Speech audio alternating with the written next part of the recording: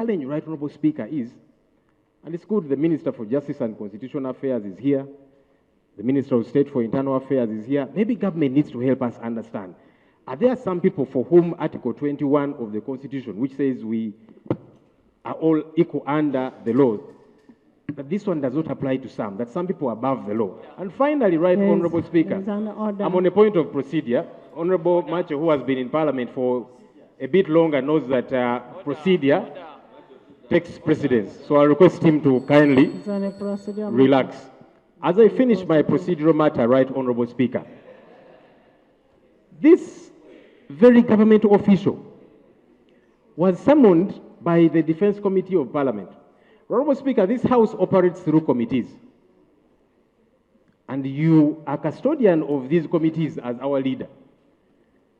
And when this committee summoned the Chief of Defense Forces, he said, I will not appear before those clowns.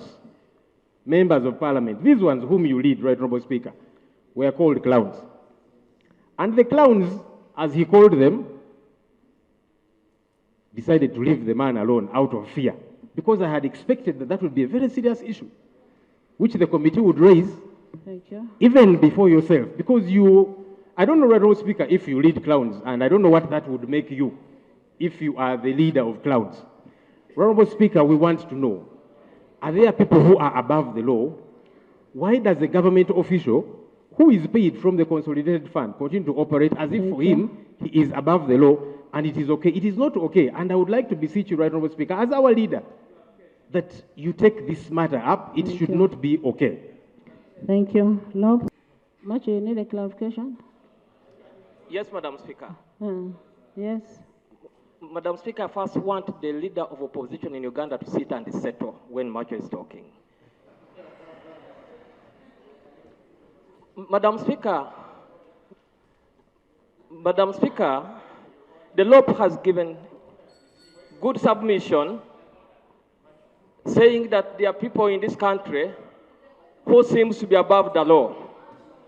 Madam Speaker, he makes me bring up a point of clarification whether he's talking the talk, because as I speak now, the leader of his political party, I want to know whether he's above the law by him giving statements that are instrumental to an extent that inciting public against his fellow MPs, like Honorable Ssenyonyi against Honorable Mpuuga. You know, when things happen in NRF, okay, so I'm seeking clarification whether his leader of his party is above the law that he gives his... Honorable members, these are serious matters. Lob, sit. No, these are serious matters. Let's not bring politics into this. I'm glad, Right Honorable Speaker, you've ruled that he is being irrelevant by bringing politics to the political issue I raised. Thank you. Lob, one, I don't lead clowns. And nobody has ever told me that I lead clowns. This house is for honorable members of Parliament. Two, when you say that the CDF,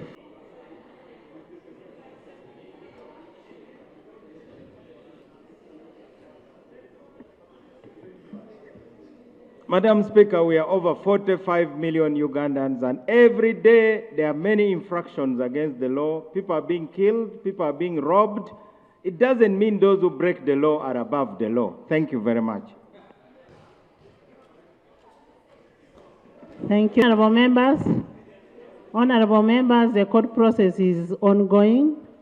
The court process is ongoing.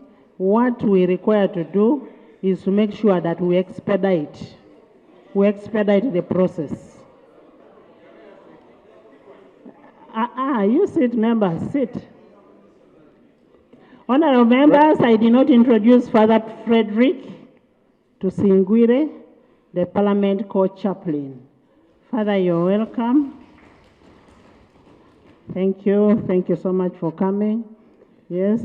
Right Honorable Speaker, I want to appreciate the Minister for Justice and Constitutional Affairs for stating it very unequivocally that no one is above the law. And I want to appreciate him because he released a statement in regard to this particular matter, condemning the abduction and the torture of this person called Edward Sebufu. Away though from the letter, which I do appreciate he wrote. I don't know whether he wrote it because of the opposition politician he has been for a long time, but as a government official, we would want to know, is action going to be taken against this errant government official that broke the law? Because when a minister writes a statement saying a minister for Justice and Constitutional Affairs writes a statement saying government official X, CDF, here you are breaking the law. You cannot abduct people and torture them in your basement. Release them. That's a government minister writing that. Away from the fact that that is good and it excited us, what action gets to be taken against this errant government official? Or is he above the law? And that's the question that I was asking. We have now recognized he was operating outside the law. Thank you. What then gets to be done? Is anything going to happen to him? And I'm glad even the Prime Minister has walked in. Maybe Honorable Mao might not have an answer, but maybe he should as a minister. But the Prime Minister, who often says she's very able and she's action-oriented, is she going to take action against this errant government official called General Muhoozi kainerugaba? Honorable members, I have never, just like when there is arrest. The Honorable David Muhoozi, former CDF, and usually is the one who comes here because the Honorable Tafire doesn't come.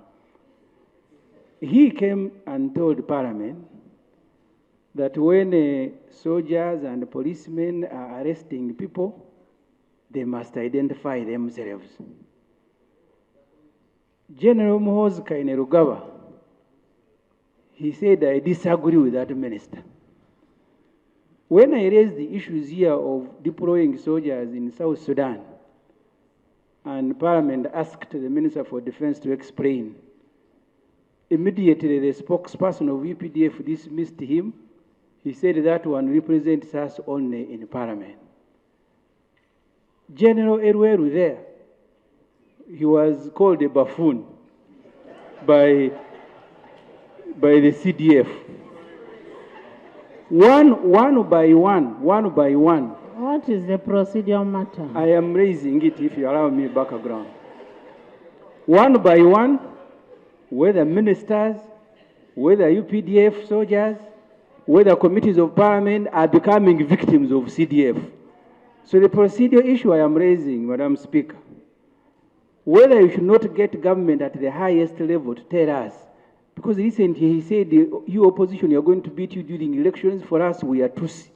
These are serious matters that, Madam Speaker, everybody, every sane person must be concerned with. They are not matters that can just be ruled and we continue. I mean, I don't know, Erweru is about to run away.